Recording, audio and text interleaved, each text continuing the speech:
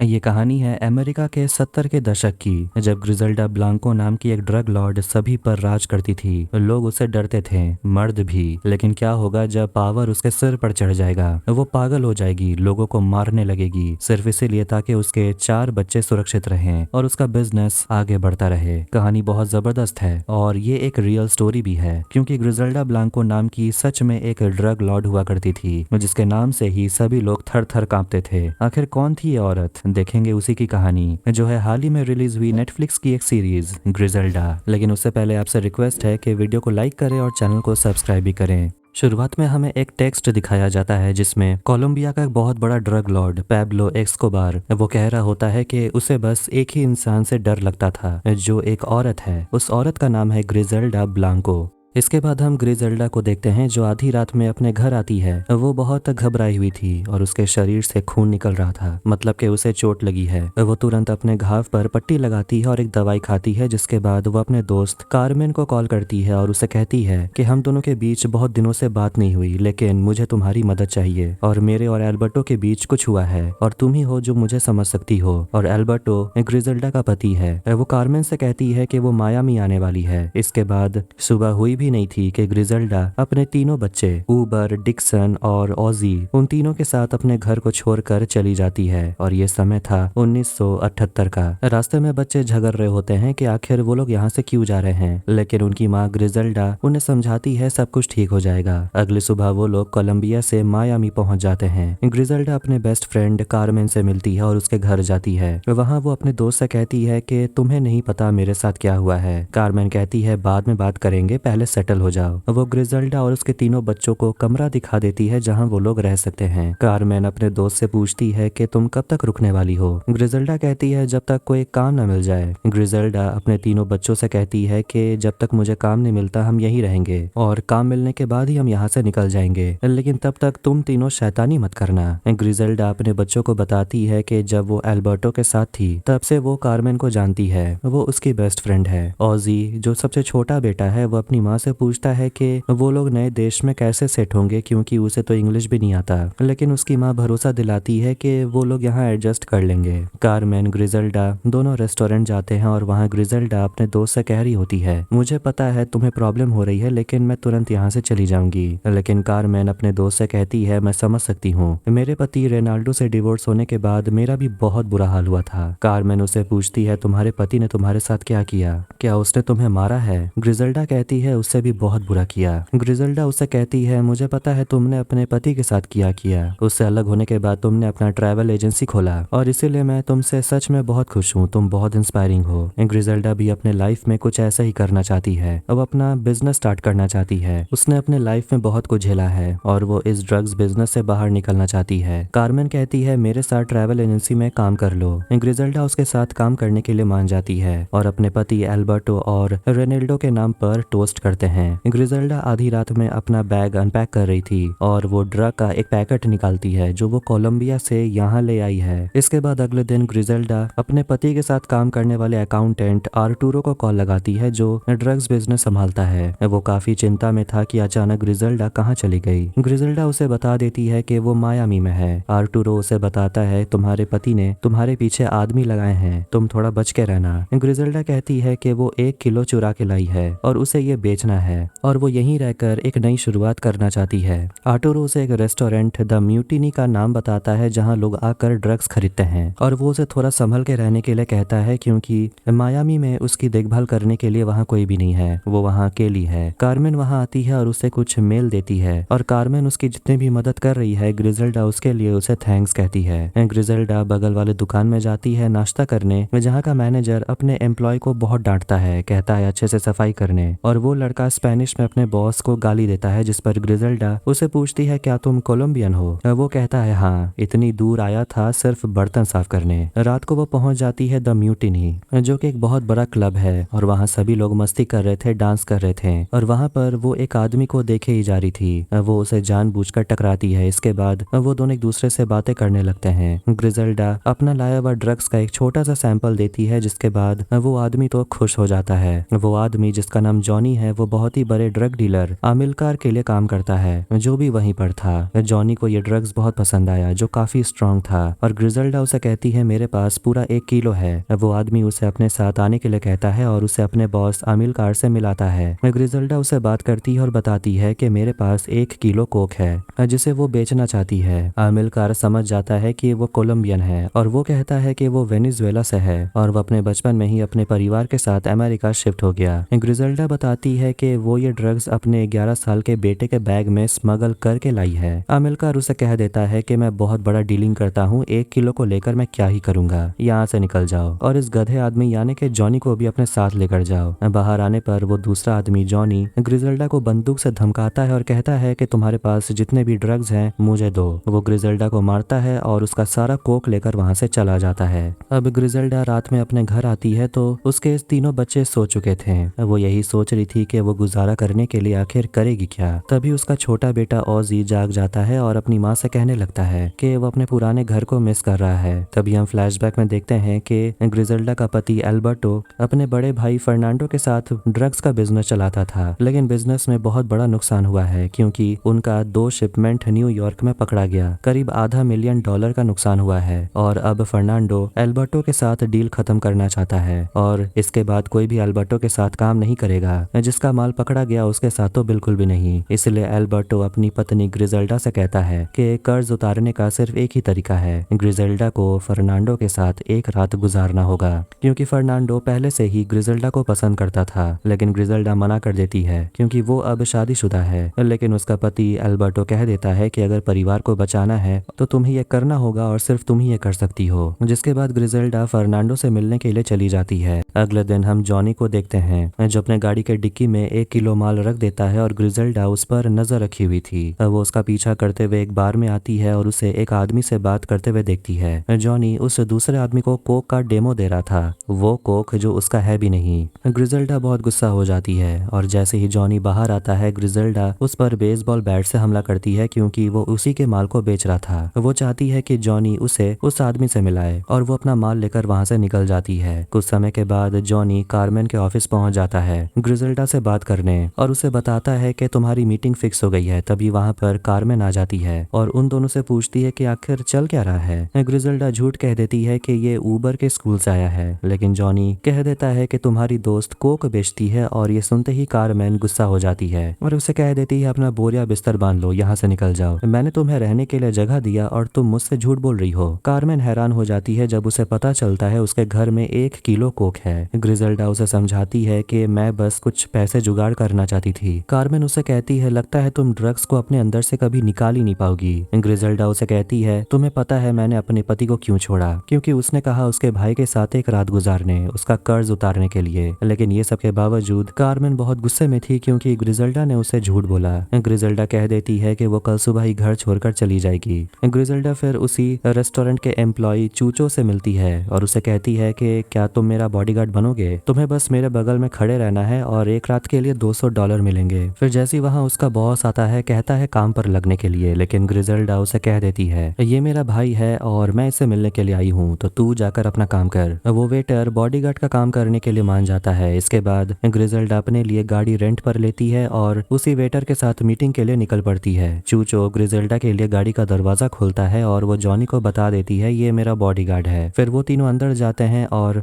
ग्रिजल्डा AD से मिलती है और ग्रिजल्डा उसे पूछती है सुना है तुम्हें मेरा माल बहुत पसंद आया, और उसे सच में बहुत पसंद आया है। ग्रिजल्डा उसे बाकी का माल देती है और $25,000 डिमांड करती है, लेकिन एडी कहता है सिर्फ 18। फिर आखिर में वो लोग $20,000 में फाइनल होते हैं, लेकिन बदले में एडी चाहता है कि ग्रिजल्डा उसके नाक को हाथ लगाए, जो काफी अजीब है। लेकिन वो ऐसा करती है और एडी कहता है मेरा नाक काफी लंबा है। ग्रिजल्डा कहती है मैंने इससे लंबे नाक देखे हैं। एडी जोर जोर से हंसने लगता है और कहता है ये लड़की तो खतरनाक है, और वो डील फाइनल कर लेता है और पैसे उसे दे देता है। उसके बाद एडी और ग्रिजल्डा वहाँ डांस करते हैं, लेकिन तभी कोई दरवाजा खटखटाता है और एक आदमी आकर एडी के लोगों पर गोली चलाने लगता है और एडी को भी मार देता है, और एक तलवार उठाकर वो ग्रिजल्डा को भी मारने वाला था, लेकिन तभी वहाँ पर चूचो आ जाता है जो उस आदमी पर गोली चलाता है, लेकिन वो आदमी उसके हाथ पर हमला कर देता है। वो हमलावर आदमी मर तो गया था, लेकिन अमीलकार का एक आदमी वहाँ आता है और वो माल को लेकर चला जाता है और ग्रिजल्डा से कहता है तुम अपने घर जाओ। वो अपने गाड़ी में आकर बैठती है और पैसे को देखकर बहुत खुश होती है। फिर एक फ्लैशबैक देखते हैं जब ग्रिजेल्डा फर्नांडो के साथ रात गुजारने के बाद नीचे आती है।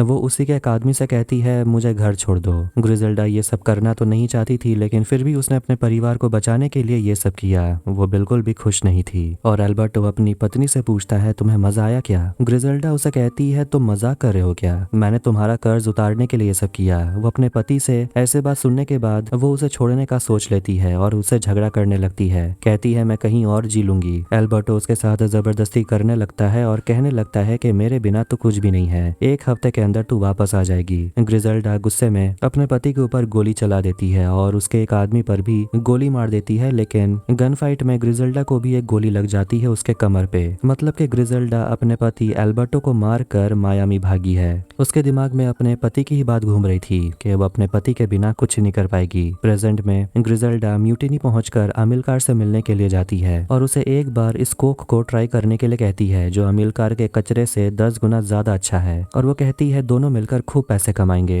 अमिलकार माल को चखता है और तारीफ भी करता है, लेकिन कहता है उसके पास पहले से ही सप्लायर है। लेकिन ग्रिजेल्डा कहती है अब तो तुमने एडी का भी सफाया कर दिया, तो उस इलाके में सप्लाई के लिए तुम्हें और भी माल चाहिए होगा। अमिलकार उसकी हालत देखकर उसे कहता है कि तू ये काम कर पाएगी? ग्रिजेल्डा कहती है वो 10 साल ड्रग्स बिजनेस में थी, कोलंबिया से न्यूयॉर्क माल पहुंचाना उसका काम था। ये सुनकर अमिलकार उसकी बात मान जाता है और वो ग्रिजेल्डा से कह देता है मेरा प्रॉफिट दुगना करके दिखा, मैं तुझे अपना मेन सप्लायर बना लूंगा। अब इसके बाद कोलंबिया में डारियो नाम का आदमी जो फर्नांडो के लिए काम करता है वो ग्रिजेल्डा के घर में घुस जाता है सबूत ढूंढने के लिए कि आखिर ग्रिजेल्डा कहाँ भाग गई है। और फर्नांडो उसे कॉल करता है और पूछता है एल्बर्टो के बारे में कुछ भी पता चला कि नहीं। डारियो कहता है उसे कुछ पता नहीं चला। फर्नांडो उसे कह देता है कि उस औरत के भोलेपन पर मत जाना। फर्नांडो से पता चलता है कि ग्रिजेल्डा पहले प्रोस्टिट्यूट का काम करती थी। फर्नांडो कह देता है कि उसे जरूर कुछ पता होगा, इसीलिए ग्रिजेल्डा को ढूंढते रहो। फिर हम मायामी में ग्रिजेल्डा को देखते हैं जो एयरपोर्ट के बाहर खड़ी थी और वहां उससे मिलने के लिए कई सारे औरतें आती हैं जो उसके साथ पहले काम किया करती थी और साथ में आर्टूरो भी था। ग्रिजेल्डा सभी को खुशी से स्वागत करती है। इसके बाद वो लोग मोटेल में आके रुकते हैं क्योंकि कार्मेन ने तो उसे घर से निकाल दिया। ऑजी आर्टूरो को यहाँ देखकर बहुत खुश होता है और पूछता है उसके पापा एल्बर्टो कहाँ है, लेकिन उसकी माँ ग्रिजेल्डा झूठ कह देती है कि वो कहीं बाहर घूमने के लिए निकल गए हैं। वो सभी औरतें यहाँ मायामी के गर्मी से बहुत परेशान थे और वो सभी लोग एक एक कर अंदर कमरे में जाते हैं और देखते हैं कि उन लोगों ने अपने अंडरगारमेंट्स के अंदर ड्रग्स छुपाकर स्मगल करके लाए होते हैं। इसके बाद हम एक डिटेक्टिव को देखते हैं जो रोजा नाम की औरत को इंट्रोगेट कर रहे थे और वहां पर जून नाम की एक डिटेक्टिव भी थी जो ट्रांसलेटर का काम कर रही थी। डिटेक्टिव उसे पूछते हैं तुम जिस रेस्टोरेंट में काम करती हो वेट्रेस का पिछले रात वहां पर गोलीबारी हुई थी और क्या क्या होता है उस कमरे में? रोजा कहती है कि वहां पर और भी बहुत कुछ होता है। डिटेक्टिव पूछता है जिस दिन होटल में मर्डर हुआ तुमने किसी को देखा रेस्टोरेंट में आते हुए? वो कहती है एक औरत थी और उसके साथ 2 आदमी भी थे। वो ट्रांसलेटर हैरान हो जाती है कि इतने सारे ड्रग डीलर के बीच एक औरत क्या कर रही होगी। उसके बाद वो रोजा से बात करती है और उसके प्रेगनेंसी के बारे में उसे पूछती है और वो रोजा से पूछती है कि तुमने जिस लड़की के बारे में कहा वो किसी की गर्लफ्रेंड थी क्या? लेकिन रोजा कहती है गर्लफ्रेंड नहीं थी, वो तो किसी की बॉस लग रही थी। आर्टूरो जो अकाउंटेंट है वो सारे माल को काउंट करता है और ग्रिजेल्डा को बताता है कि उनके पास अभी 10 किलो माल है जिनकी कीमत तकरीबन $2.5 लाख है। ग्रिजेल्डा खुश हो जाती है क्योंकि ऐसे ही काम चलते रहा तो साल में $3 मिलियन बन जाएंगे। आर्टूरो ग्रिजेल्डा को इस खुशी के लिए ड्रिंक करने को बोलता है और ग्रिजेल्डा उसे थैंक यू कहती है क्योंकि उसके बिना ये सब करना पॉसिबल नहीं था और उसी ने ग्रिजेल्डा को फर्नांडो से बचाया था। आर्टूरो उसे बता देता है कि फर्नांडो ने तुम्हारे पीछे डारियो को लगा दिया होगा। इधर हम डारियो को देखते हैं जो ग्रिजेल्डा के पुराने बॉस एमिलियो से मिलने के लिए जाता है, जो उसे बता देता है कि कुछ दिन पहले ग्रिजेल्डा का यहाँ फोन आया था और कुछ लड़कियां उससे बात भी कर रही थी और उसके बाद 12 लड़कियां यहाँ से गायब हो गई। डारियो अंदर जाकर लड़कियों से पूछता है कि कोई यहाँ ग्रिजेल्डा नाम की लड़की को जानता है। वहाँ पर एक लड़की थी जो ग्रिजेल्डा से बहुत जलती थी। डारियो उससे बात करता है क्योंकि उसे ग्रिजेल्डा के बारे में कुछ भी इंफॉर्मेशन चाहिए था कि वो कहाँ गई होगी और वो उस लड़की को पैसे भी देता है और वो बता देती है कि ग्रिजेल्डा मायामी गई है। ग्रिजेल्डा सारा माल लेकर मोटेल से निकलती है और उसका बॉडीगार्ड चूचो उससे माल लेकर चला जाता है। तभी ग्रिजेल्डा से मिलने के लिए उसकी दोस्त कारमेन आती है, जो ग्रिजेल्डा को समझाने की कोशिश करती है कि इस ड्रग्स बिजनेस को छोड़ दो,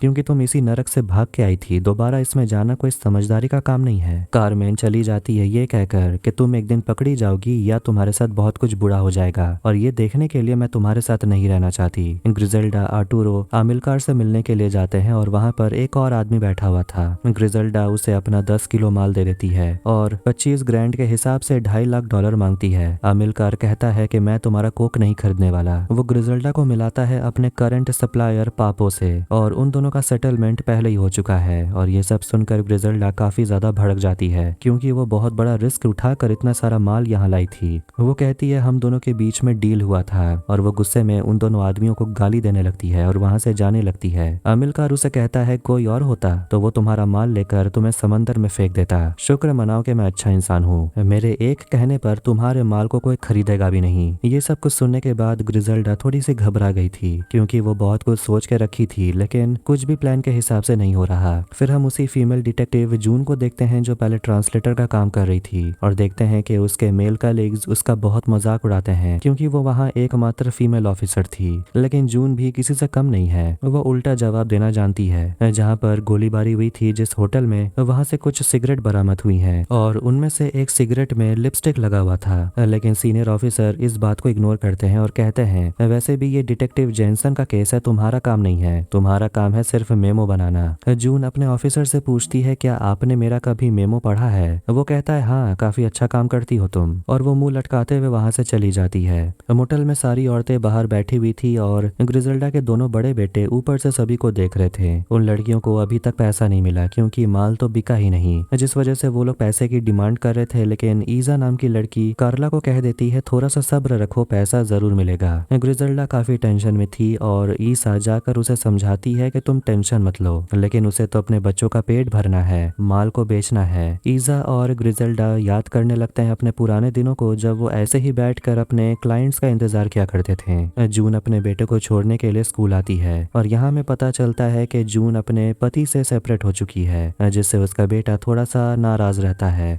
ग्रिजेल्डा और ईजा एक क्लब आते हैं मस्ती करने के लिए, और वहाँ का माहौल काफी ठंडा था, जिस पर वो दोनों कहते हैं चलो इन लोगों को मस्ती करना सिखाते हैं। इसके बाद वो लोग अपना ही माल उन लोगों को देने लगते हैं फ्री में, जिससे सभी लोग जंगली हो जाते हैं। ग्रिजेल्डा मोटेल वापस आती है और अपने अकाउंटेंट आर्टुरो से कहती है उसके पास एक प्लान है, और कहती है कि उसे और कोकेन की जरूरत है, 10 किलो से भी ज्यादा। आर्टुरो पूछता है कि पैसा कौन देगा? वो कहती है हम अपना माल पानेसो से उठाएंगे। पानेसो जो भी एक ड्रग डीलर है। वो आर्टुरो से कहती है तुम उसे यहाँ लेकर आओ और मैं उसे अपना आइडिया बताऊंगी। फिर वो सभी औरतों को बताने लगती है कि तुम यहाँ आई थी अपने सपनों को पूरा करने, और ये सपना पूरा होगा, लेकिन उन सपनों को पूरा करने के लिए कुछ ना कुछ खोना तो पड़ता है। लेकिन कुछ लोगों के सपने ऑलरेडी पूरे हो चुके हैं, और वो है गोरे लोग। उन लोगों के पास सब कुछ है, और अब तक उनके पास कोक पहुँचाने के बारे में किसी ने नहीं सोचा, और इसके लिए हमें उन्हें कोक की लत लगानी होगी, मतलब कि वो लोग अपने माल को फ्री में बांटेंगे। जून उस फीमेल ड्रग डीलर को लेकर बहुत ऑब्सेस्ड हो चुकी है, और उसी के ऊपर मेमो बनाने लगती है, और सारे ऑफिसर्स उस कागज को पढ़ते हैं। पापो ग्रिजेल्डा और उसके साथ काम करने वाले बाकी औरतों पे नजर रखता है, और उसे पता है कि वो लोग अमीर लोगों को टारगेट बना रहे हैं और उसी को अपना माल बेच रहे हैं। Aerobics class, golf, tennis court, हर जगह वो लोग अपना माल फ्री में बांट रहे हैं। आमिलकार कहता है टेंशन मत लो, वो अपना वक्त बर्बाद कर रही है और कुछ नहीं। पानेसो ग्रिजेल्डा से मिलने के लिए पहुंच जाता है, और वो उम्मीद कर रहा था कि उसका वक्त यहाँ बर्बाद नहीं होगा। मीटिंग करते समय ग्रिजेल्डा उसे समझा रही होती है कि ये गोरे लोग अपने बोरिंग पार्टी में सिर्फ बातें ही करते रहते हैं, इन्हें अगर कुछ स्ट्रॉन्ग खरीदना भी होता है तो वो उस जगह नहीं जा पाते, क्योंकि वो लोग वहां पर जा ही नहीं सकते और माल खरीद भी नहीं सकते। ये गोरे लोग हमारा टारगेट हैं। ग्रिजेल्डा उसके साथ मिलकर अपना बिजनेस स्टार्ट करना चाहती है, और इसके लिए उसे पानेसो का कोकेन चाहिए, लेकिन पानेसो उसे समझा देता है कि ये सब से ग्रिजेल्डा को नाकामयाबी ही मिलेगी, कुछ नहीं होने वाला। लेकिन ग्रिजेल्डा फिर भी रिस्क लेना चाहती है, क्योंकि वो बहुत मुश्किल से यहाँ तक पहुंची है। डारियो फर्नांडो के साथ मायामी पहुंच जाता है। ग्रिजेल्डा कहीं जाने के लिए तैयार हो रही थी, और अपने बड़े बेटे ऊबर को बंदूक दिखाती और कहती है इमरजेंसी सिचुएशन के लिए ये है, अगर जरूरत पड़े तो इस्तेमाल करना, और कल हम यहाँ से किसी अच्छे जगह शिफ्ट हो जाएंगे। इसके बाद वो बाकी लड़कियों के साथ पार्टी में जाती है, जहाँ गोरे लोग भी होते हैं। एक यॉट के ऊपर सभी लोग मस्ती कर रहे थे। ग्रिजेल्डा सभी को पानेसो का कोक बांट रही थी। 3 किलो कोक बिक चुके हैं। पानेसो ये सब देखकर काफी इम्प्रेस भी था, लेकिन तभी वहाँ पर पापो पहुंच जाता है और लोगों को धमकाने लगता है और सभी को परेशान करता है। वो ग्रिजल्डा से कहता है तुम जो कर रही हो ये सब बंद करो। पापो सभी को बंदूक चलाकर धमकाता है और जब ग्रिजल्डा नीचे आती है तो वो उसे पकड़ लेता है और उसे मारने की धमकी देता है। फिर उसे बचाने के लिए वहां पर पानेसो पहुंच जाता है और कहता है यहाँ से निकल, मैं इसका पार्टनर हूँ। वो लोग वहां से जाने लगते हैं और ग्रिजल्डा काफी खुश थी कि आखिरकार पानेसो पार्टनर बनने के लिए मान गया। वो कहता है कि इन लोगों की इतनी फटी हुई है, मतलब कि तुमने जरूर कुछ अच्छा किया होगा। और वो ग्रिजल्डा को हर हफ्ते 100 किलो माल देने का डील कर लेता है। सभी लड़कियां भी बहुत खुश थी और ग्रिजल्डा एक लड़की कार्ला को अपनी ब्रेसलेट दे देती है और सभी लड़कियां वहां से चली जाती है और 2 हफ्ते के बाद उनकी मुलाकात होगी। ग्रिजल्डा सुबह के 5 बजे अपनी दोस्त कार्मेन को कॉल करती है और उसे बताती है कि आज वो न पकड़ी गई न कुछ हुआ और उसने बहुत पैसे भी कमाए। वो कहती है मैं तुम्हारी ट्रैवल एजेंसी की मदद कर सकती हूँ, तुम्हारा एजेंसी तो वैसे भी नहीं चलता और बदले में तुम मुझे टिकट्स दो ताकि मैं और लड़कियों को यहाँ बुला सकूं। सुबह होते ही ग्रिजल्डा जब मोटेल पहुंचती है तो वहां पर फर्नांडो और डारियो आ चुके थे, जिसे देखकर वो डर गई थी। फर्नांडो ग्रिजल्डा से कहता है कि तुमने बच्चों को सच नहीं बताया कि तुम कोलंबिया छोड़कर यहाँ क्यों आई हो, और वो तीनों बच्चों को बता देता है क्योंकि तुम्हारी माँ ने तुम्हारे पापा एल्बर्टो का मर्डर कर दिया है। एल्बर्टो फर्नांडो का भाई था, इसीलिए वो ग्रिजल्डा से बदला लेना चाहता है। फर्नांडो ग्रिजल्डा को लेकर दूसरे कमरे में चला जाता है और उसे बहुत टॉर्चर करता है और उसका गला दबाने लगता है। दूसरी तरफ बच्चे डारियो के ऊपर हमला करते हैं और बड़ा बेटा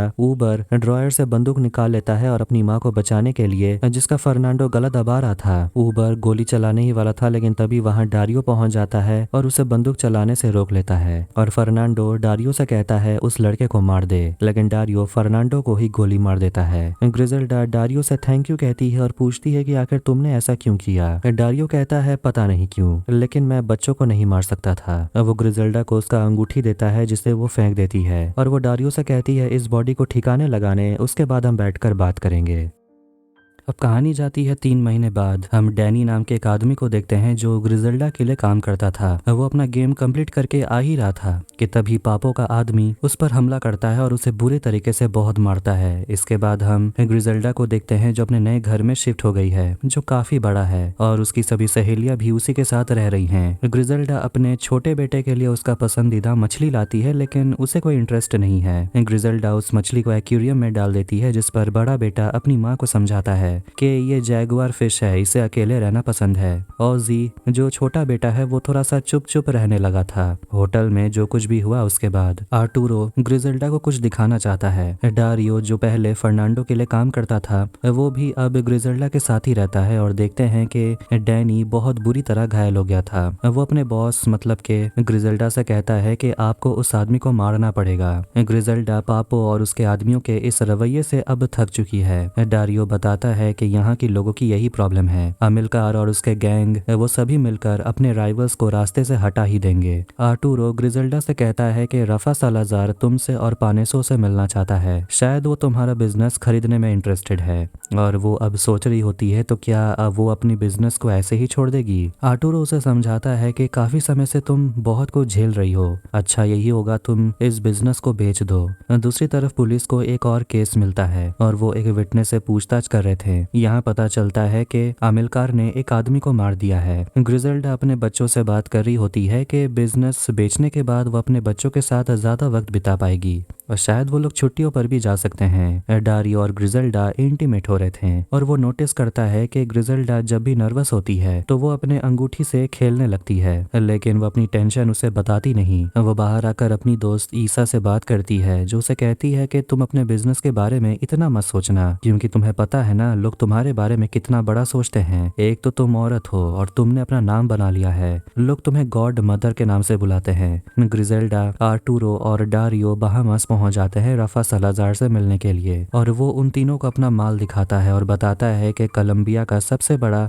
ड्रग डीलर ओचोवाज है और उसी का माल पहुंचाने का काम मैं करता हूं, क्योंकि उसके वेयरहाउस के सामने ही एयर स्ट्रिप है जहां से वो अपने माल को स्मगल आराम से करवा सकता है। वो अपने माल में ट्रांसपॉन्डर लगा देता है जिससे अगर माल पकड़ा गया तो वो अपने माल को समंदर में फेंक देता है और ट्रांसपॉन्डर की मदद से वो माल को वापस हासिल भी कर सकता है। ये सब सुनकर ग्रिजल्डा का तो होश ही उड़ गया था, लेकिन वो जानती है कि राफा सालाजार इतना सारा माल दिखाकर उसे लालच देने की कोशिश कर रहा था, लेकिन पानेसो उसे कहता है कि इतना सारा माल तो मैंने भी एक साथ नहीं देखा, सप्लायर होने के बावजूद, इसीलिए ये जो भी डील दे हाँ कह देना। दूसरी तरफ डिटेक्टिव आमिलकार को पकड़ने के लिए उसके पीछे लगे हुए थे और जून डिटेक्टिव बिल को बता रही होती है कि विटनेस ने बताया था कि शूटर गाड़ी के दरवाजे के पास ही खड़ा था और वो लेफ्ट हैंडेड था और उसने अपना राइट हैंड गाड़ी के ऊपर रखा था, लेकिन टेक वालों को लगा कि शूटर राइट हैंडेड है, इसीलिए उन्होंने सिर्फ हैंडल पर निशान ढूंढा और इसी वजह से उन लोगों के पास ज्यादा कोई प्रूफ ही नहीं है और उन्हें दोबारा से गाड़ी को रीचेक करना होगा। लेकिन जून इतना ज्यादा दिमाग चला रही थी, इसीलिए विल उसे कह देता है कि ये सब काम वैसे भी तुम्हारा नहीं है, तुम्हारा काम है मुझ तक फाइल्स पहुंचाना। गुस्से में जून वहां से चली जाती है। रफा के घर में सभी खाना खाने के लिए बैठते हैं और रफा उन लोगों को मैक्स से मिलाता है जो स्मगलिंग पर नजर रखता है। रफा ग्रिजेल्डा से कहता है कि ओचोवास को बहुत अच्छा लगेगा तुमने जो यहाँ अपना बिजनेस खड़ा किया है, लेकिन वो चाहते हैं अब तुम पीछे हट जाओ और वो बिजनेस वो टेक ओवर करना चाहते हैं। बदले में वो ग्रिजेल्डा को $15 मिलियन ऑफर करते हैं। ग्रिजेल्डा को ये डील पसंद नहीं आ रहा था, लेकिन रफा उसे समझाता है इन पैसों से तुम आराम की जिंदगी जी सकती हो, ना पुलिस की टेंशन, ना कहीं से गोली लगने का डर, कब तक ये बिजनेस करती रहोगी। लेकिन ग्रिजेल्डा कह देती है कि मुझे ये सौदा ना मंजूर है। रफा उसे कहता है कि कुछ ही समय में मायामी ओचोवास के अंदर होगा, तुम मानो या ना मानो। पानेसो इतना सारा पैसा देखकर उसका मन बह गया था, इसलिए वो ग्रिजेल्डा के ऊपर चिल्लाने लगता है कि तुम्हें इस डील के लिए मना नहीं करना चाहिए था। लेकिन ग्रिजेल्डा समझाती है कि मैंने इतना बड़ा बिजनेस खड़ा किया है, तभी तो वो हमें इतना सारा पैसा दे रहे हैं और इसे कई गुना ज्यादा हम कमा सकते हैं। ग्रिजेल्डा कहती है ये बिजनेस कितना कुछ झेल कर हमने खड़ा किया है,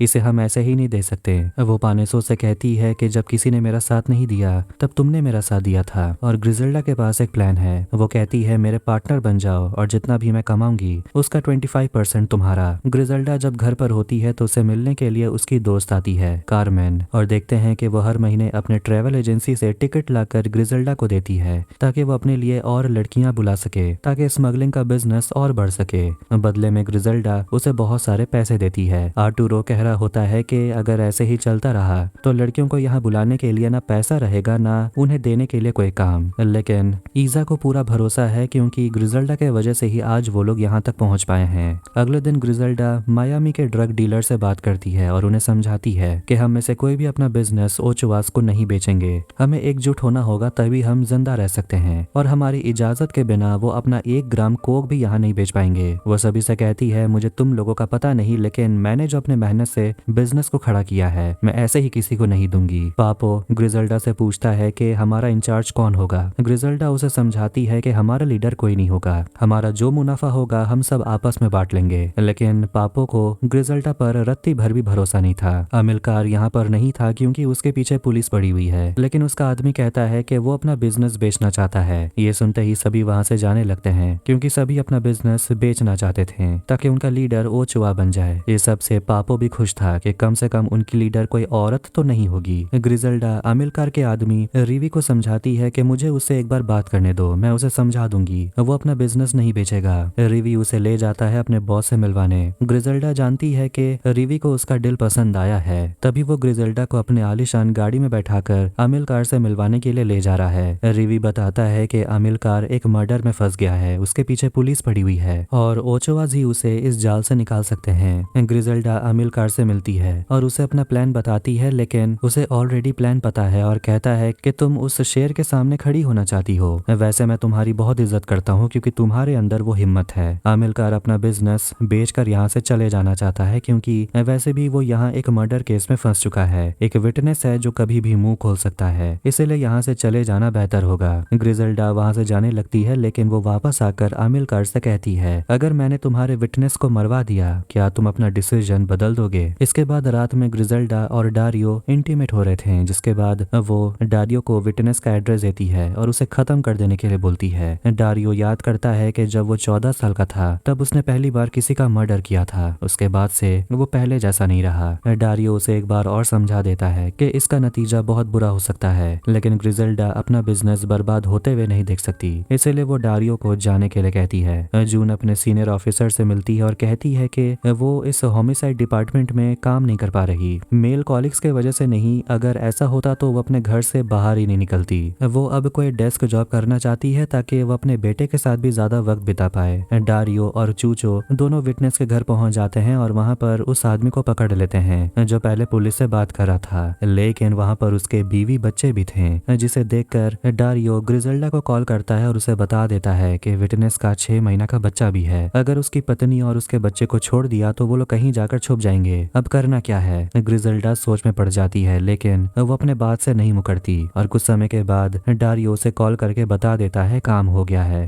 पूरे परिवार को मारने के बाद चूचो बहुत ज्यादा अपसेट हो गया था। अगले दिन विटनेस के घर पर पुलिस पहुंच जाती है और जून वहां पहुंचकर विटनेस की डेड बॉडी के साथ साथ उसकी पत्नी की भी डेड बॉडी को देखती है, लेकिन उनका 6 महीने का बच्चा अभी भी जिंदा ही था और ऑफिसर कहते हैं कि चाइल्ड सर्विस यहाँ पर पहुंच जाएंगे। ये सब देखकर जून बहुत ज्यादा डिस्टर्ब हो गई थी। अमिलकार ये सब के लिए ग्रिजेल्डा को थैंक यू कहता है और उसे समझाता है कि पापो और रफा सालाजार किसी औरत की बात कभी नहीं सुनेंगे, इसलिए मुझे इंचार्ज बना दो, मुझे लीडर बनने दो, मैं उनसे बात करूंगा। ग्रिजेल्डा कहती है लेकिन तुम मुझसे सलाह लिए बगैर उन दोनों से बात नहीं करोगे। जून उस विटनेस के 6 महीने के बच्चे के साथ खेल रही थी, तभी वहां पर चाइल्ड सर्विस के लोग पहुंच जाते हैं और उस बच्चे को ले जाते हैं। तो वहीं दूसरी तरफ अमिलकार सारे ड्रग डीलर को अपने साइड कर लेता है ताकि वो लोग ओचोवा को अपना बिजनेस ना बेचें, और अमिलकार सारे डीलर्स को द म्यूटिनी बुलाता है सेलिब्रेट करने। रिवी ग्रिजेल्डा से कहता है कि क्या तुम इस पार्टनरशिप से खुश हो? तुम हमेशा तो खुश नहीं रहोगी, कभी तो मेरी जरूरत पड़ेगी। डिटेक्टिव जाकर जून को बताते हैं कि तुमने दोबारा से गाड़ी को चेक करवाया, लेकिन तुम्हारा शक सही निकला, मर्डर करने वाला अमिलकार ही था। और इस बार बॉस सही में जून की तारीफ भी करते हैं, जिससे वो खुश हो जाती है। ईसा सभी लड़कियों को पैसे दे देती है क्योंकि आज म्यूटिनी में सेलिब्रेशन होने वाला था, तो सभी को अच्छा दिखना है। दोनों बड़े बेटे इस खबर को देख रहे थे कि एक आदमी का मर्डर हो गया, सिर्फ घर में 6 महीने का बच्चा बचा हुआ था। ग्रिजेल्डा जल्दी से आकर टीवी बंद कर देती है और डारियो से जाकर बात करती है और कहती है कि डील होने की खुशी में म्यूटिनी में आज सेलिब्रेशन होना है और मायामी में सिर्फ अब हम राज करेंगे। वो उसे पूछती है क्या तुम ठीक हो? डारियो कहता है कि तुम्हें क्या फर्क पड़ता है, तुम्हें तो सिर्फ उनके नजरों में खुद को हीरो बनाना है, इसलिए तुमने ये काम किया। जून से मिलने के लिए एक और डिटेक्टिव डायज आता है और वो भी जून की तारीफ करता है क्योंकि जून के ही वजह से अमिलकार का मर्डर करने का प्रूफ उन्हें मिल पाया है। वो उसे पूछता है क्या तुम कहीं जा रही हो? जून कहती है कि वो होमिसाइड डिपार्टमेंट से शिफ्ट हो रही है। इसके बाद जिस दिन सेलिब्रेशन होना था उसी सुबह अमिलकार के पीछे पुलिस पड़ जाती है, तो वहीं सभी लोग म्यूटिनी पहुंच जाते हैं सेलिब्रेशन के लिए। पानेसो ग्रिजेल्डा को बताता है कि अमिलकार को पुलिस ने अरेस्ट कर लिया, पुलिस को उसके खिलाफ कोई और सबूत मिल गया है और प्रॉब्लम ये हो गई है कि कोई भी ग्रिजेल्डा को लीडर नहीं बनाना चाहता, इसलिए पानेसो भी अब ग्रिजेल्डा का साथ नहीं देना चाहता, वो बागियों का साथ देता है जो ओचोवास को अपना लीडर बनाना चाहते हैं। ग्रिजेल्डा को लग रहा था उसके साथ धोखा हुआ है, इसलिए वो रफा से जाकर बात करती है और उसे समझाने की कोशिश करती है कि ये बिजनेस का आइडिया उसका था। रफा जानता है कि ग्रिजेल्डा काफी दिमागी औरत है और वो सब कुछ कंट्रोल कर सकती है, लेकिन इसी कारण से तो वो ग्रिजेल्डा को लीडर नहीं बनाना चाहता। ग्रिजेल्डा गुस्से में बाहर आ जाती है और उसे मिलने डारियो आता है और पूछता है कि आखिर हुआ क्या। ग्रिजेल्डा काफी दुखी थी कि उसने किसी की जान ले ली बिना किसी कारण के और बदले में उसे कुछ भी नहीं मिला। अमिलकार के अरेस्ट होने की खुशी में सारे पुलिस ऑफिसर सेलिब्रेट कर रहे होते हैं और सभी जून की भी तारीफ करते हैं। डायज जून से बात करता है और पूछता है कि आखिर तुम होमिसाइड डिपार्टमेंट छोड़ क्यों रही हो। डायज उसे बताता है कि वो अपना खुद का एक यूनिट तैयार कर रहा है जिसका नाम सेंटेक है, जो ऐसे ही ड्रग डीलर्स को पकड़ने का काम करेगी और वो चाहता है कि जून उसके साथ जुड़ जाए। जून मान जाती है। डारियो और ग्रिजेल्डा फिर एक साथ सो रहे थे और जब ग्रिजेल्डा सोकर उठती है तो वो ठान लेती है कि वो अपना बदला लेकर रहेगी।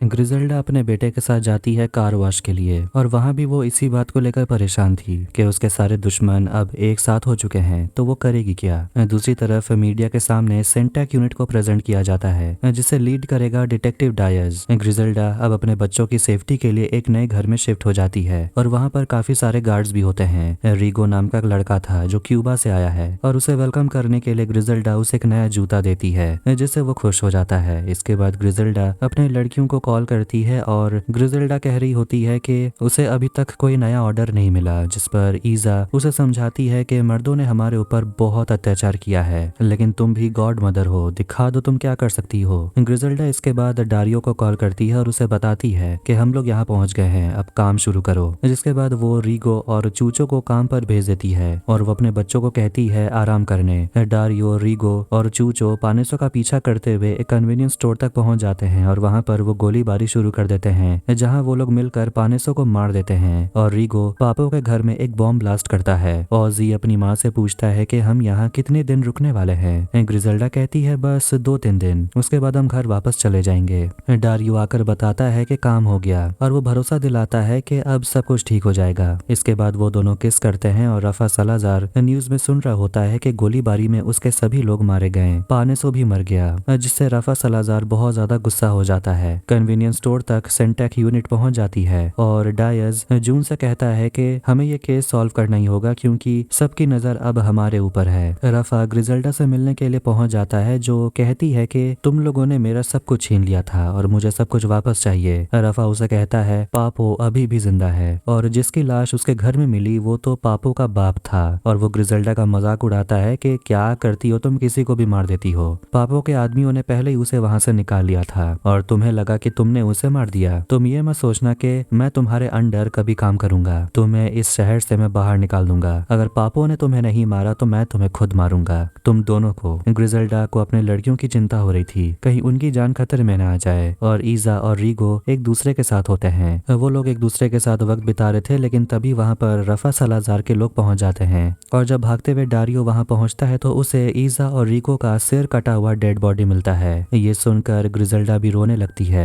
रीवी ग्रिजल्डा को कॉल करता है और कहता है कि अमिलकार जब पकड़ा गया था तो मैं वहां से भाग निकला, मैं अब कैलिफोर्निया में हूँ। तुमने उन लोगों के साथ जो भी किया बहुत अच्छा किया, वो लोग डिजर्व करते हैं। और वो ग्रिजल्डा से कहता है कि मैं तुम्हारी मदद कर सकता हूँ, बस तुम्हारी हाँ कहने की देरी है। ईजा और रीगो का जहाँ मर्डर हुआ था वहाँ पर डिटेक्टिव्स पहुंच जाते हैं और जून रीगो के कटे हुए सिर पर एक टैटू देखती है जिससे पता चलता है कि वो एक मारी लीतो है। जिसने हमला किया था उसके पास भी ऐसा ही टैटू था, शायद मारने वाला भी मारी लीतो है। रीगो की माँ पहुंच जाती है ग्रिजल्डा से बात करने और वो अपनी कहानी बताती है कि वो सालों पहले क्यूबा से यहाँ पर आई थी और किसी कारण की वजह से उसका बेटा जेल में था। वो रोने लगती है कहते हुए कि उन लोगों ने मेरे बेटे का गला काट दिया। ग्रिजल्डा उसे माफी मांगती है कि आपके बेटे की जान मेरे वजह से गई। वो औरत कहती है कि जो भरोसा पुलिस से नहीं मिला वो भरोसा हमें आपसे मिला है। मैं चाहती हूँ कि रीगो के जितने भी कजन्स हैं वो सभी भी आपके लिए काम करे। ग्रिजल्डा उसे वादा करती है कि मैं बदला जरूर लूंगी और वो उस औरत को पैसे भी देगी ताकि वो अपने बच्चों को अमेरिका ला सके। रिवी को फोन करके ग्रिजल्डा कहती है कि तुम मेरे लिए पापो के शूटर का पता बताओ और अगले ही दिन वो उस शूटर के पास पहुंच जाते हैं जिसने ग्रिजल्डा के दोस्त ईजा और रीगो का गला काटा था। ग्रिजल्डा भी उसके साथ वही करने वाली थी, लेकिन वो आदमी अपनी जान की भीख मांगने लगता है, इसीलिए ग्रिजल्डा अपना खंजर नीचे कर लेती है, लेकिन वो बंदूक लेकर उसके सिर पर गोली मार देती है। उसको मारने के बाद ग्रिजल्डा अंदर से हिल चुकी थी और जब वो घर आती है तो उसका बड़ा बेटा ग्रिजल्डा के पैरों पर खून के छींटे देख लेता है। फिर उस हमलावर के घर में सेंटेक यूनिट पहुंच जाती है। पता नहीं ये लोग टाइम पे क्यों नहीं पहुंचते। उन्हें एक विटनेस भी मिला है, लेकिन उसने उन तीनों हमलावरों का चेहरा नहीं देखा, लेकिन वो ये जानता है कि उन तीनों में से एक औरत थी। क्यूबा से ग्रिजल्डा के साथ काम करने के लिए कुछ और लड़के आते हैं और वो सभी मारे लीतो हैं और उनके सामने वो स्पीच देने लगती है जिसमें वो उन लड़कों से कहती है कि अगर वो लोग उसके लिए काम करते हैं तो उन्हें इज्जत की जिंदगी जीने को मिलेगी। वो गोरे लोगों के बर्तन साफ नहीं करेंगे, ढेर सारा पैसा मिलेगा और उसके बाद वो गोरे के साथ बैठकर खाना भी खा पाएंगे। ग्रिजल्डा स्ट्रगल की बात करती है जिससे वो लड़के भी कनेक्ट करते हैं। आर्टूरो भी वहां तक पहुंच गया था और ग्रिजल्डा उसे बताती है कि वो ओचुआ का माल उठाने वाली है और अपने दुश्मनों को वो अब बर्बाद कर देगी। डारियो भी उसे समझा देता है कि अब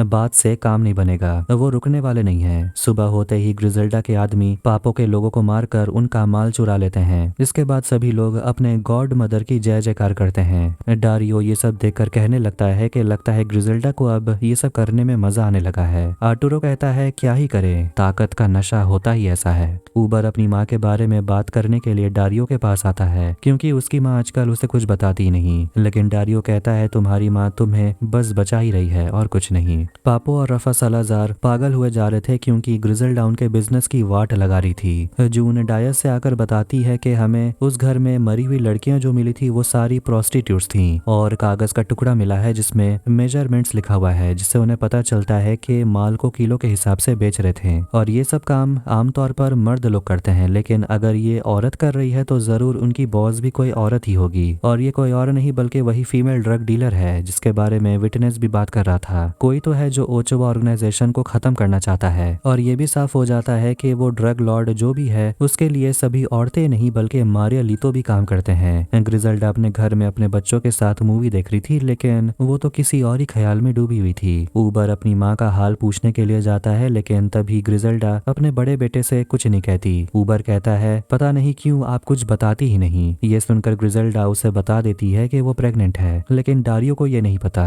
वो अपने बेटे से कहती है कि इतना बात समझ लो कि मैं जो कर रही हूँ वो सिर्फ तुम लोगों के लिए ही कर रही हूँ। जून डायस दोनों आते हैं एक इन्फॉर्मर मंकी से मिलने के लिए जो उन्हें फीमेल ड्रग लॉर्ड के बारे में जानकारी दे सकता है। दोनों इंतजार कर रहे थे और जून उससे उसके परिवार के बारे में पूछती है तो वो कहता है कि वो अपने पापा से बिल्कुल भी करीब नहीं है। जून बताती है कि उसका एक बेटा है जो अपने डैड को जानना चाहता है, लेकिन असली में उसका पति बहुत ही वाहियात इंसान है। फिर दोनों मंकी से बात करते हैं और उसी से पता चल जाता है कि उस लेडी ड्रग लॉर्ड का नाम है ग्रिजल्डा ब्लांको। अगली सुबह रफा ग्रिजल्डा को कॉल करता है और उसे अपने माल के बारे में पूछता है कि उसका माल कहाँ है। ग्रिजल्डा कहती है, तुम चिंता मत करो, माल मेरे साथ सेफ है। वो कहता है, मुझे मेरा माल वापस कर, मैं तुझे तेरा टेरिटरी वापस कर दूंगा। डारियो ग्रिजल्डा से कहता है, हम लोग जो कर रहे हैं वो सब खत्म करना चाहिए, और उसे पता चल चुका है कि ग्रिजल्डा प्रेग्नेंट है। ग्रिजल्डा डारियो को नहीं बताना चाहती थी, क्योंकि अगर वो जान जाता तो वो ग्रिजल्डा की देखभाल करता जैसे वो कोई नाजुक कली है। डारियो उसे समझाता है कि तुम ताकतवर हो और इसीलिए मैं तुम्हें बहुत पसंद करता हूँ, लेकिन ये बात तुम्हारे सिर चढ़ गया है और तुम पागल होते जा रही हो। रिवी से बात करते हुए ग्रिजल्डा कह रही होती है कि उसका टेरिटरी उसे वापस मिल गया, लेकिन फिर भी वो नहीं रुकने वाली। पर वो अपने बच्चों के लिए अब रुक जाना चाहती है, और वैसे भी वो प्रेग्नेंट है। रिवी ग्रिजल्डा को इधर उधर की बातें करते हुए समझा ही देता है कि अपनी दिल की सुनो और रुकना मत। शाम को फिर से गुस्से में वो रफा सालाजार का माल जला देती है, जिसे देखकर डारियो थोड़ा नाराज था, क्योंकि ग्रिजल्डा अब पागल होते जा रही थी। पापो कोलंबिया जा रहा था अपने पापा के अस्थियों को बहाने, लेकिन तभी एयरपोर्ट पर ग्रिजल्डा का एक आदमी उस पर हमला कर देता है और न्यूज से पता चलता है कि पापो का किसी ने गला काट दिया। आर्टूरो ग्रिजल्डा को घूरे ही जा रहा था, क्योंकि उसे समझ आ गया था ये करवाने वाली ग्रिजल्डा ही थी। ग्रिजल्डा के तरफ से रफा सालाजार को एक सोने का तलवार मिलता है, जिसमें स्पेनिश में लिखा हुआ था, लेट्स मेक गोल्ड टुगेदर। उसे ग्रिजल्डा का कॉल आता है और रफा उसे कहता है, तुम पागल हो गई हो, तुमने जो मांगा मैंने तुम्हें वो दे दिया, अब तुम्हें क्या चाहिए। ग्रिजल्डा उसे कहती है, तूने मुझे वो दिया है जो पहले से ही मेरा था, अब जाकर अपने बॉस ओचोवा से कह दे कि यहाँ सब कुछ अब मेरे अंडर है और मेरे परमिशन के बगैर 1 ग्राम माल भी नहीं बिकेगा।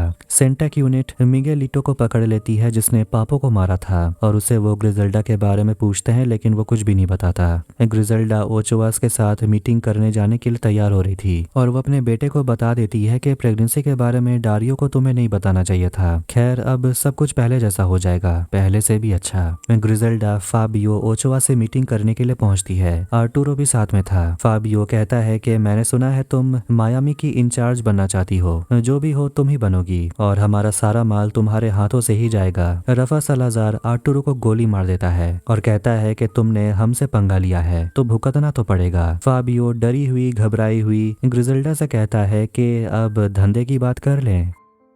अब कहानी जाती है 3 साल के बाद। सेंटेक यूनिट एक कॉन्फ्रेंस मीटिंग कर रहे होते हैं, जहां पर वो ग्रिजल्डा के बारे में बात करते हैं कि ग्रिजल्डा अब मायामी में राज कर रही है। वो पूरा यूनाइटेड स्टेट्स को अपना कोक स्मगल करती है और डिस्ट्रीब्यूशन भी। रिवी और बाकी का ऑर्गेनाइजेशन के मदद से उसका ये सारा ऑपरेशन सक्सेसफुल भी रहता है, और उन्हें ऐसे कई सारे गोदाम के बारे में पता चला है जहाँ वो रेड मारने के बारे में सोच रहे हैं। लेकिन कांग्रेसमैन सोचते हैं कि क्या वो लोग मायामी के पुलिस की मदद नहीं ले सकते। जून कहती है वो सभी लोग बिक चुके हैं। म्यूटिनी होटल में हम ग्रिजल्डा को देखते हैं, जो उसी सिंहासन पर बैठी हुई थी जहां पहले आमिलकार बैठा करता था। डारी और ग्रिजल्डा शादी कर चुके हैं। फिर वहां पर रफा आता है और अपने साथ जॉन रॉबर्ट्स को लेके आता है, जिसका साउथ फ्लोरिडा में काफी सारे कॉन्टेक्ट्स हैं, और वो ग्रिजल्डा से कहता है कि वो उसका बिजनेस बढ़ाने में मदद भी कर सकता है। लेकिन ग्रिजल्डा उसे कह देती है कि मुझे तुझ जैसे फालतू इंसान की जरूरत नहीं है। लेकिन रफा सालाजार ग्रिजल्डा को समझाता है कि ये आदमी फाबियो के लिए काम करता है और उसके बिजनेस को भी फायदा हुआ, लेकिन ग्रिजल्डा फिर भी बात नहीं मानती और उसे वहां से भगा देती है। ग्रिजल्डा के दोनों बड़े बेटे भी ड्रग्स बिजनेस में शामिल हो चुके हैं और ये बात डारियो को पसंद नहीं आता। सेंटेक यूनिट मीटिंग कर रही होती है और उन्हें ग्रिजल्डा के खिलाफ ऑपरेशन चलाने के लिए पैसों की जरूरत होगी, लेकिन अभी तक कुछ भी ठीक नहीं हुआ है। डायस जून को बताता है कि कोई उसे फंसाने की कोशिश कर रहा है, क्योंकि बड़े ऑफिसर्स का कहना है कि हमारे जब्त किए गए मालों में से मैंने पैसे चुराए हैं। ताज्जुब की बात यह है कि मेरे बैंक अकाउंट में उन्हें पैसे भी मिले हैं। डायस को लगता है कि ये सब ग्रिजेल्डा का करना है क्योंकि उसकी पहुंच हर जगह है। भले ही डायस ने ये सब कुछ नहीं किया लेकिन उसे इस केस से निकाला जाता है। रिवी ग्रिजेल्डा को आकर एक कागज देता है और बताता है कोई तो है जो डिटेक्टिव को हमारे बारे में इंफॉर्मेशन दे रहा है, मतलब कि उनके बीच कोई खबरी है। वहां पर एस्टेला आती है जो अब ग्रिजेल्डा के लिए असिस्टेंट के तौर पर काम कर रही है। वो सभी मिलकर डारियो के जन्मदिन की तैयारी कर रहे थे जो अब से 2 हफ्ते बाद है। सेंटेक यूनिट को जितने भी लोगों का लिस्ट मिला था, ग्रिजेल्डा के आदमी उन सभी लोगों को मार डालते हैं ताकि ग्रिजेल्डा का बिजनेस इफेक्ट ना हो। चूचो पहले जैसे सब्जी काटता था, अब वो इंसानों की बॉडी काटता है। मर्डर के बारे में डिटेक्टिव्स को पता चल गया था। जून भी सोच रही होती है कि आखिर ग्रिजेल्डा अपने आलीशान घर में बैठी है, पर ये सब वो कर कैसे लेती है। जून कहती है कि ग्रिजेल्डा को लगता है कि कोई खबरी है लेकिन असली में कोई खबरी है ही नहीं और उसी को ढूंढने के चक्कर में वो गड़बड़ी जरूर करेगी। उन सभी को पता है कि ग्रिजेल्डा बौखलाई हुई है और वो इसी डर का फायदा उठा सकते हैं ताकि ग्रिजेल्डा और कोई बड़ी गलती करे। और देखते हैं कि ग्रिजेल्डा अपने पति का जन्मदिन सेलिब्रेट कर रही थी।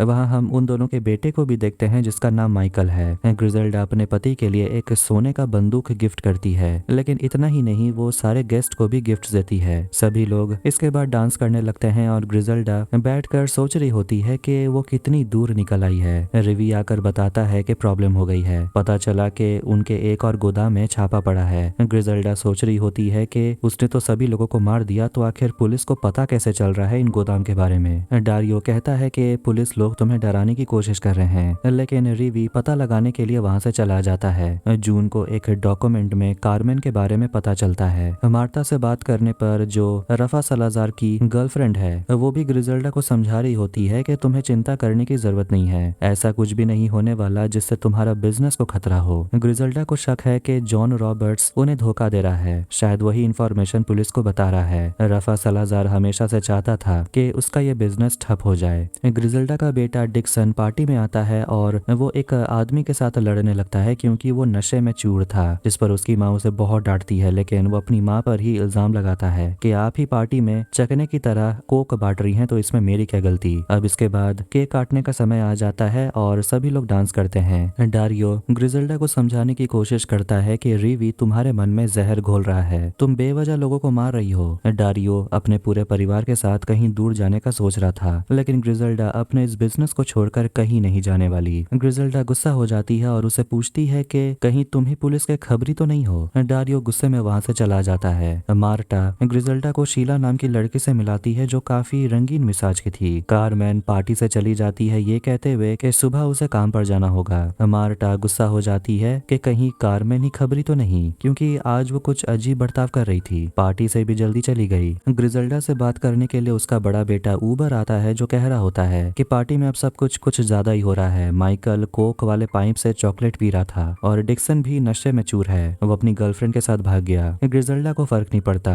कहती है जाने दो, कम से कम उसका गुस्सा तो ठंडा हो जाएगा। ऊबर कहने लगता है कि आप जानती होंगी कि उसे ये सब कहां से सीखने को मिला। ग्रीस ये सुनकर गुस्सा हो जाती है और उसे कहती है कि एक बात सुन लो, मैंने जो भी किया तुम्हारे और तुम्हारे भाइयों को प्रोटेक्ट करने के लिए किया। जून कार्मेन से मिलने के लिए पहुंच जाती है। कार्मेन पहले तो उसे इग्नोर कर रही थी, लेकिन जून उसे बताती है कि हमने तुम्हारी दोस्त के गोदाम पर छापा मारा और वहाँ एक तिजोरी में से तुम्हारे डॉक्यूमेंट्स मिले हैं। पता चला है कि वो जगह तुम्हारे नाम पर था, उस घर में कैश और ड्रग्स मिले हैं। इसका मतलब ये हुआ कि तुम मनी लॉन्ड्रिंग में शामिल हो और शायद उन्हीं पैसों से तुमने इतना बड़ा घर खरीदा है। तुम जिस औरत को बचा रही हो उसने कई मासूमों की जान ली है। जून उसे विटनेस बनने के लिए कहती है, लेकिन कार्मेन कहती है उसे यहाँ से जाने के लिए। ग्रिजेल्डा बाहर आतिशबाजी देख रही थी, फिर वो अपने पति से मिलने के लिए आती है, लेकिन वो किसी और लड़की के साथ बात कर रहा था, जिसे देखते ही ग्रिजेल्डा भड़क जाती है क्योंकि वो पहले से ही नशे में थी। उसे लग रहा था कि उसका पति उसे धोखा दे रहा है और वो चिल्लाने लगती है और ग्रिजेल्डा अपने सोने का बंदूक निकाल लेती है और उस लड़की को मारने के लिए उसके पीछे भागती है, लेकिन वो लड़की किसी तरह वहां से चली जाती है। डारियो उसे कहता है कि वो सिर्फ बात कर रहे थे, वो भी इस बारे में कि ग्रिजेल्डा कितनी बुरी माँ है, वो अपने बेटे माइकल के साथ बुरा नहीं होने देगा। ग्रिजेल्डा उसे भी धमकी देती है कि वो डारियो को भी नहीं छोड़ेगी, लेकिन डारियो को डर नहीं लगता। बंदूक लेकर वो पार्टी में चली जाती है और जॉन रॉबर्ट से कहती है अपने कपड़े उतारकर कुत्ते की तरह भौंक, और वो एक लड़के और लड़की से कहती है सबके सामने सेक्स करने।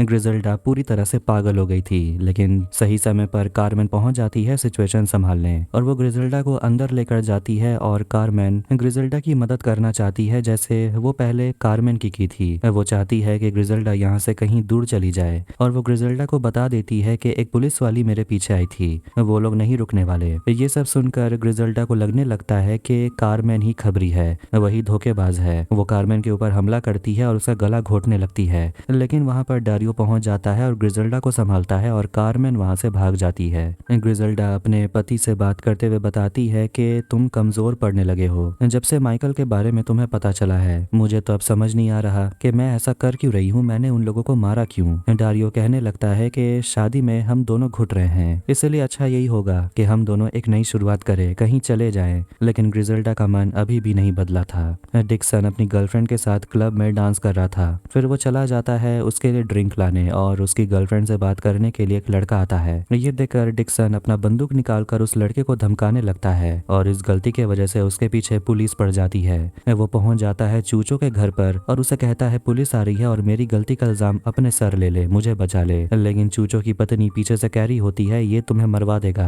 इस लड़के को यहाँ से भगाओ। चूचो गुस्से में उसे एक मुक्का मारता है और वहाँ से डिक्सन भाग जाता है। ग्रिजल्डा अपने बेटे से पूछती है कि तुम्हारे चेहरे को क्या हुआ। वो कह देता है कि मैं मदद के लिए चूचो के पास गया था, लेकिन उसने मुझे बहुत मारा और मुझे पुलिस के हवाले करने ही वाला था। ये सब सुनकर ग्रिजल्डा बहुत गुस्सा हो गई थी और वो रीवी से कहती है जाकर चूचो को मार दो, वही खबरी है, क्योंकि वो पूरी रात पार्टी में आया ही नहीं। रीवी उसे समझाता है कि सिर्फ शक के वजह से तुम अपने ही लोगों को मारोगी तो ये समझ लो कि ये तुम्हारी ताकत नहीं बल्कि तुम्हारा डर है। ग्रिजल्डा कहती है कि रीवी भी बाकी लोगों की तरह है। रीवी ग्रिजल्डा की और बकवास नहीं सुनना चाहता, इसीलिए वो चुपचाप चूचो को मारने के लिए चला जाता है। रीवी अगली सुबह जब घर आता है तो वो ग्रिजल्डा को बता देता है काम हो गया। ग्रिजल्डा जब अपने कमरे से बाहर निकलती है तो उसके तीनों बच्चे टीवी देख रहे थे, जिसमें न्यूज आ रहा था कि किसी ने चूचो के बेटे को मार दिया। ये सब से ग्रिजल्डा दुखी हो जाती है क्योंकि वो छोटे बच्चे को नहीं मारना चाहती थी। सभी डिटेक्टिव को भी पता चल जाता है कि चूचो और उसकी पत्नी शहर छोड़कर जा चुके हैं। कार्मेन पुलिस स्टेशन पहुंच जाती है और वो गवाह बनने के लिए तैयार है। अब ग्रिजल्डा मार्टा के साथ पार्टी कर रही होती है और मार्टा कहती है कि रफा सालाजार चाहता है तुम मर जाओ। ग्रिजल्डा मार्टा को समझाती है मेरे बारे में जाकर उनसे बात करो, उन्हें समझाओ और वादा करती है कि ऐसा करने पर वो मार्टा को अपने बिजनेस में पार्टनर बना लेगी। मार्टा ये सुनकर बहुत खुश हो जाती है और वो सोफे पर खड़े होकर चिल्लाने लगती है, लेकिन वो इतने नशे में थी कि वो कांच के टेबल के ऊपर गिर जाती है, जिससे उसकी वहीं पर मौत हो जाती है। रिवी ग्रिजल्डा को समझाता है यहाँ जो कुछ भी हुआ वो सिर्फ एक्सीडेंट था, लेकिन फाबियो और रफा सालाजार को ऐसा नहीं लगेगा। रिवी उसे बताता है कि पार्टी के बाद मैंने कुछ लोगों को कार्मेन के पीछे भेजा था और पता चला वो सीधा पुलिस के पास चली गई है क्योंकि तुमने उसके ऊपर हमला किया। ग्रिजल्डा ये सब सुनकर बहुत गुस्सा थी और कहती है कि इन सब शैतान लोगों की वजह से उसका सब कुछ खत्म हो गया, लेकिन रिवी उसे समझाता है कि कुछ भी हमेशा खत्म नहीं होता। वहाँ पर वो दोनों देखते हैं कि मार्ता के पास बहुत सारा माल था। वो लोग मार्ता के बॉडी को ठिकाने लगा देंगे और रफा को लगेगा कि मार्ता सारे माल को लेकर भाग गई है, लेकिन तभी मार्ता के घर पे रफा आ जाता है और वो लोग चुपके चुपके बॉडी को लेकर वहीं एक जगह छुपा देते हैं। मोटेल पहुंचकर ग्रिजल्डा अपने दोनों बेटों को समझाती है मेरे पीछे लोग पड़े हुए हैं मुझे मारने के लिए, मेरे पास कोक है, हम नई शुरुआत कर सकते हैं किसी दूसरे जगह जाकर। तभी वहाँ डारियो का कॉल आता है और कहता है कि वो वापस नहीं आने वाला। वो अपने बेटे माइकल को लेकर वहाँ से जा रहा था, इसलिए ग्रिजल्डा गुस्सा हो जाती है और उसे मारने की धमकी देती है। खतरे को देखते हुए ग्रिजल्डा अपने परिवार के साथ उस घर को छोड़कर चली जाती है। कार्मेन पुलिस को कुछ ज्यादा नहीं बता पा रही थी क्योंकि उसे सच में कुछ नहीं पता था, खासकर मर्डर के बारे में, और वो जून से कहती है कि अब तुम उसको पकड़ो और मुझे किसी सेफ जगह पहुंचाओ। रफा को उसकी गर्लफ्रेंड का डेड बॉडी मिल जाता है और वो काफी गुस्सा था। वो अपने लोगों से कहता है कि अगर कोई भी पता लगा लेता है कि ग्रिजल्डा ने माल को कहाँ रखा है और वो किसे बेचती है तो उसे $1 मिलियन मिलेगा। ग्रिजल्डा अपने परिवार को लेकर दोबारा से उसी सड़े हुए मोटेल में पहुंच जाती है और डिक्सन काफी नाराज था कि उसकी माँ ने एक छोटे बच्चे को मार दिया। कमरे के अंदर वो सभी लोग आगे का प्लान डिस्कस कर रहे थे और वो वादा करती है कि वो सब कुछ ठीक कर देगी। वो अपने तीनों बच्चों के लिए नेकलेस बनाई थी जो वो सभी को दे देती है। ग्रिजल्डा इसके बाद डारियो की माँ कैरोलिना को कॉल करती है और पूछती है कि तुम्हारा बेटा कहाँ है। कैरोलिना कहती है डारियो वहाँ नहीं है और वो फोन काट देती है, लेकिन डारियो तो वहीं था। रिवी माल बेचना शुरू कर चुका है और उसे पैसे भी मिलने लगते हैं। रफा अपनी गर्लफ्रेंड को बहुत याद कर रहा था। तभी उसका एक आदमी आकर बता देता है कि उस औरत ने लॉस एंजलिस में माल बेचना शुरू कर दिया है, इसलिए वो लोग लॉस एंजलिस जाने का प्लान करते हैं। इसकी खबर रिवी को लग जाती है और उसे एक और कॉल करना था, लेकिन उसके पास छुट्टे पैसे नहीं थे, इसीलिए वो एक बैंक में जाता है। लेकिन वहाँ की क्लर्क कहती है कि हम सिर्फ कस्टमर को ही छुट्टे पैसे देते हैं। ये सुनकर वो अपना बंदूक निकाल लेता है और उसका काम हो जाता है। वो तुरंत ग्रिजल्डा को कॉल करता है और बता देता है कि राफा सालाजार कभी भी वहाँ पहुँच सकता है। ग्रिजल्डा अपने तीनों बच्चों को डिनर करने के बहाने बाहर जाने को कहती है और उन्हें पैसे भी देती है। राफा सालाजार कभी भी वहाँ पहुँच सकता था और ग्रिजल्डा के पास अब उसकी फौज नहीं थी जो उसे बचा सके, इसीलिए वो पुलिस का सहारा लेती है जो उसे आकर वहाँ से अरेस्ट करके ले जाती है। राफा सालाजार होटल के बाहर ही पहुँच गया था, लेकिन अब वो ग्रिजल्डा का कुछ नहीं कर सकता। ये देखकर ग्रिजल्डा उसे अपना मिडिल फिंगर दिखाती है। जून काफी गुस्सा हो रही थी क्योंकि ये सब कुछ ग्रिजल्डा की एक चाल थी। उनके पास ग्रिजल्डा के ऊपर सिर्फ ड्रग्स चार्जेस के अलावा कुछ और लगाने को था ही नहीं, इसीलिए ग्रिजल्डा कुछ साल में ही जेल से छूट जाएगी। ग्रिजल्डा का वकील कहता है कि उसे एक प्रोटेक्टिव कस्टडी में रखा जाए क्योंकि ग्रिजल्डा के पीछे पूरा कार्टेल पड़ा हुआ है उसे मारने के लिए। उसे अपने बच्चों की तरफ से एक लेटर मिलता है जिसमें वो लिखते हैं कि वो अपनी माँ का इंतजार करेंगे। ग्रिजल्डा पुलिस के कस्टडी में है, लेकिन फिर भी जून काफी गुस्से में है, इसीलिए वो प्लान बनाती है कि वो रिवी को पकड़ेगी और अगर वो मिल गया तो ग्रिजल्डा पर मर्डर का चार्जेस भी वो लगा पाएंगे। रिवी ग्रिजल्डा के तीनों बच्चों के साथ ही रह रहा था और उसे किसी का कॉल आता है और तभी बच्चे लोग देखते हैं कि टीवी पर न्यूज आ रहा था कि रिवी ने ग्रिजल्डा के छोटे बच्चे ऑजी को किडनैप कर लिया है, इसीलिए अगर रिवी जहाँ भी देखे तुरंत पुलिस को खबर करने का ऑर्डर दिया गया था। फिर कुछ ही दिन में रिवी अरेस्ट हो जाता है, जिसे देखकर ग्रिजल्डा काफी ज्यादा निराश हो गई थी क्योंकि अब उसका सारा पोल खुल जाएगा। रिवी पर पुलिस ने छोटे बच्चे के मर्डर का चार्ज लगाया है, इसीलिए उसके पास दो ही ऑप्शन है, या तो वो गवाह बन जाए या मौत को चुने। इसके बाद ग्रिजल्डा को सारे डिटेक्टिव मिलकर लॉस एंजलिस से मायामी लेकर जाते हैं। ग्रिजल्डा जून से कहती है कि मैंने जो भी किया अपने बच्चों के लिए किया। जून कहती है हाँ, इसके लिए तो तुम्हें अवार्ड मिलना चाहिए। अचानक उसकी तबीयत खराब होने लगती है और सभी गाड़ियां एक साथ रुकती है। ग्रिजल्डा जल्दी से निकल के उल्टी करती है। मायामी पहुंचकर ग्रिजल्डा को एक सिक्योर जेल में रखा जाता है। रिवी गवाह बन गया था और ऑफिसर्स को वो ग्रिजल्डा के खिलाफ सब कुछ बताने लगता है, लेकिन एक दिन उन्हीं ऑफिसर्स की एक असिस्टेंट रिवी के साथ फोन सेक्स करते हुए पकड़ी जाती है और इसीलिए जून को बताया जाता है कि अब रिवी एक स्ट्रॉन्ग विटनेस नहीं रहा, इसीलिए अब रिवी को हटाया जाता है और अब डिटेक्टिव का पूरा केस उल्टा पड़ गया है, इसीलिए अब ग्रिजल्डा सिर्फ 7 साल के बाद ही जेल से बाहर आ जाएगी। जून काफी नाराज थी कि एक फोन सेक्स के वजह से पूरा केस उल्टा पड़ गया, लेकिन कम से कम ग्रिजल्डा 7 साल के लिए अंदर तो चली गई। एक दिन डारियो जब ब्रेकफास्ट करने के लिए बैठता है तो दरवाजे पर कोई खटखटाता है। वो अपने घर के बाहर किसी को तो देखता है और एक आदमी उसके बेटे को उठाकर ले जा रहा था। फिर एक आदमी डारियो को गोली मार देता है और वहाँ से चला जाता है। ग्रिजल्डा से मिलने के लिए उसके बच्चे आते हैं और उनके साथ माइकल भी था। मतलब कि ग्रिजल्डा ने ही अपने पति को मरवाया। अपने चारों बच्चों को एक साथ देखकर वो सच में बहुत खुश थी। 7 साल के बाद जब ग्रिजल्डा का जेल से निकलने का वक्त आ जाता है तो जून ग्रिजल्डा से मिलने के लिए जेल जाती है और वो बताती है कि वो अब एक डेस्क जॉब कर रही है। वो डिटेक्टिव का काम छोड़ चुकी है। वो ग्रिजल्डा से बताती है कि तुम्हारे बेटों पर हमला हुआ, डिक्सन, ऑजी, ऊबर तीनों मर चुके हैं। जून उन तीनों का नेकलेस ग्रिजल्डा को दे देती है और ये सब से ग्रिजल्डा बहुत ज्यादा दुखी हो गई थी और पूछती है ये सब किसने किया। जून कहती है अभी तक कुछ पता नहीं चला। माइकल अभी भी जिंदा है और वो कोलंबिया में डारियो की माँ के साथ रह रहा है। कोई तो था जो चाहता था कि ग्रिजल्डा जेल से निकलने के बाद अपने बच्चों से ना मिल पाए। ग्रिजल्डा जेल से निकल तो गई थी, जिसके बाद वो अपने देश कोलंबिया चली जाती है, लेकिन 3 सितंबर 2012 को एक हमलावर उसे गोली मार देता है, जिससे ग्रिजल्डा की वहीं डेथ हो जाती है और तब वो 69 साल की थी। और इसी के साथ ये शानदार सीरीज यहीं पर खत्म होती है।